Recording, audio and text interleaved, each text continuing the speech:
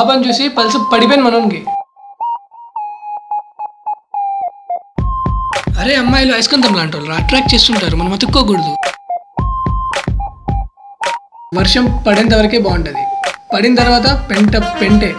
అమ్మాయిలు కూడా అంతేరా, పడేంత వరకే బాగుంటారు, పడిన తర్వాత ఉంటుందిరా మీకు.